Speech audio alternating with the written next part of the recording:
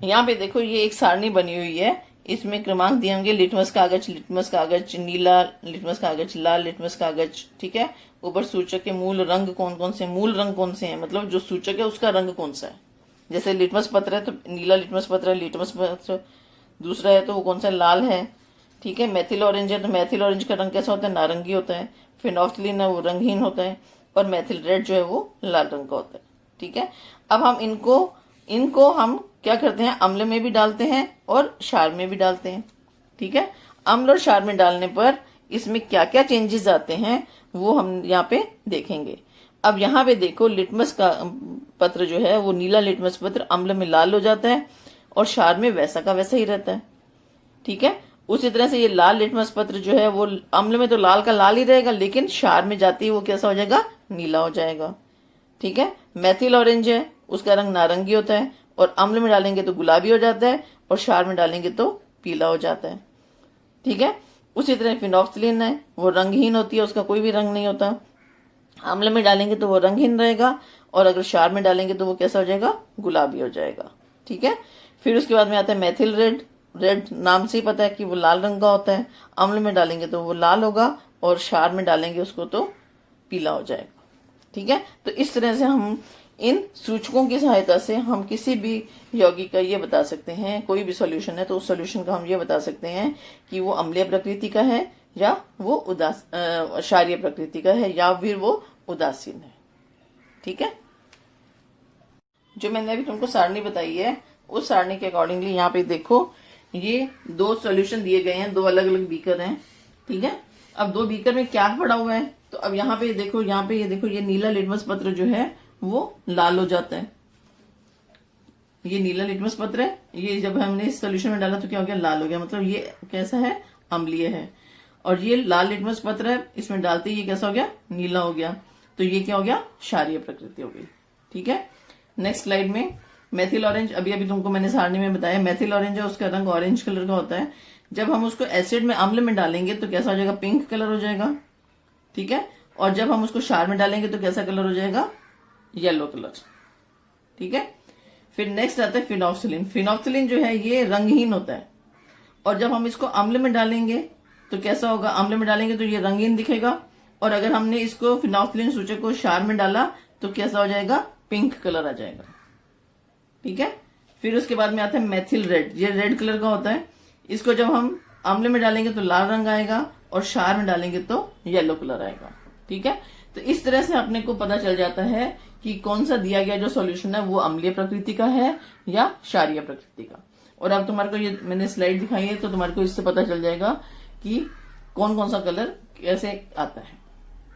इसके बाद में आता है नेचुरल, प्राकृतिक सूचक तैयार करना। तो प्राकृतिक सूचक जो है वो किससे होते हैं, अपने को ये देखो, प्राकृतिक सूचक जो अपने को प्रकृति से मिलते हैं, ठीक है, उसको हम क्या बोलेंगे, प्राकृतिक सूचक, ठीक है। अब तुमने ये देखा होगा कलर रंगने वाले जो होते हैं उसमें अलग अलग कलर्स होते हैं, ठीक है।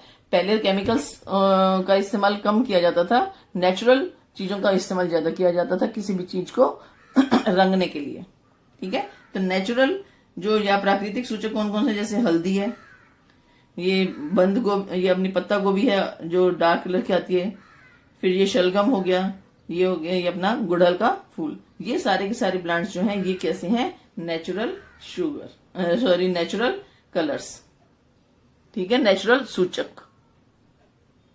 ये देखो ये सारे के सारे कौन से हैं, ये प्राकृतिक सूचक है, तो इनसे हम क्या करते हैं, कलर्स तैयार करते हैं, ठीक है। अब यहाँ पे जैसे हल्दी है, हल्दी हो गया, पत्ता गोभी हो गया, शलगम हो गया, और ये गुड़हल का फूल, ये सारे के सारे इनसे जो अर्क बनता है वो क्या चीज कहलाता है, प्राकृतिक सूचक, ठीक है। इन्हीं को हम अच्छे से इनका अर्क तैयार करते हैं और फिर सूचक तैयार करते हैं। हाँ, अब तुम लोग यहाँ पे देखो ये प्राकृतिक सूचक तैयार करना, ठीक है। अब प्राकृतिक सूचक जैसे सामग्री है, गुड़हल ले लिया, गुलाब ले लिया, ये हल्दी ले ली, लाल गोभी ले ली, छन्ना कागज फिल्टर कृति, लाल गुड़हल के फूलों की पंखुड़ियों को छन्ना कागज पर रगड़ो, ये पट्टी काट लो, ये हुआ गुड़हल से तैयार सूचक।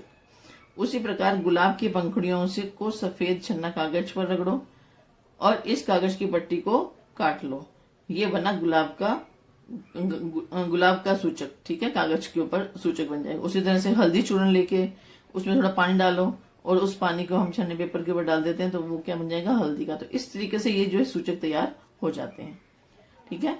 पत्ता गोभी है या लाल मूली जो होती है, लाल रंग की मूली जिसको शलगम भी बोलते हैं, तो उससे भी इसी तरीके से हम तैयार कर लेते हैं, ठीक है।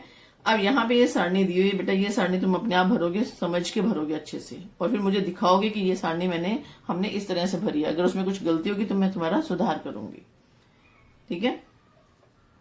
अब यहाँ पे देखो, नींबू का रस, चूने का पानी, हल्दी की पट्टी पर होने वाला परिणाम, दोनों पे क्या परिणाम होगा, और अम्लीय है या क्षारीय है। अगर अम्लीय है तो अम्लीय लिखोगे, क्षारीय है तो क्षारीय लिखोगे। अब यहाँ पे देखो, खाने का सोडा लो, उसमें थोड़ा सा पानी डालो, जो द्रव जैसा तैयार हो जाएगा, उसमें नींबू का रस, सिरका, विनेगर जिसको बोलते हैं, संतरे का रस, सेब का रस इत्यादि डालकर निरीक्षण करो, ठीक है। तो उससे अपने को ये पता चलेगा कि वो जो है ये पदार्थ जो है इसमें क्या है, अम्लीय प्रकृति है या क्षारीय प्रकृति है। खाने के सोडे का जलीय द्रव में फलों का रस डालने पर तुम्हें क्या दिखाई देता है, बुलबुलाहट निकले या फलों के रस फसफसाने लगा। तो अब ये ऊपर दी गई पहली कृति से समझा है कि हल्दी से बने सूचक कागज पत्र की पट्टियों का पीला रंग कुछ विशिष्ट पदार्थों के द्रव्यों में लाल हो जाता है, ठीक है। क्षारीय पदार्थों में हल्दी के सूचक कागज का रंग लाल होता है। अभी ये देखो, तुम्हारे कभी खाना खाते हो तो सब्जी के दाग जो है वो कपड़े पे लग जाते हैं, ठीक है। तो अब ये देखो, जब जैसे ही तुम उसके ऊपर साबुन लगाओगे, जो हल्दी का जो पीला दाग होता है तुम उसके ऊपर घर पे ही करके देख सकते हो, और अगर तुम उसके ऊपर साबुन लगाओगे तो उसका रंग कैसा हो जाएगा, लाल हो जाएगा, ठीक है। और नींबू लगाओगे तो फिर वैसा का वैसा ही हो जाएगा। उसी प्रकार अम्लीय पदार्थों के द्रव्य में खाने के सोडे का जलीय विलयन डालने पर बुलबुले दिखाई देते हैं। अब ये इनो वगैरह लेके आते हो तुम, अलग अलग फ्लेवर वाला लेके आते हो, ऑरेंज का, लेमन का, ठीक है। तो उसमें जैसे ही तुम पानी डालते हो तो कैसे बुलबुलाहट से निकलती है ना। तो वही चीजें बताना चाहते हैं। इन दोनों सरल और आसान कृति से पदार्थ अम्ल है अथवा क्षार है उसकी पहचान कर सकते हैं।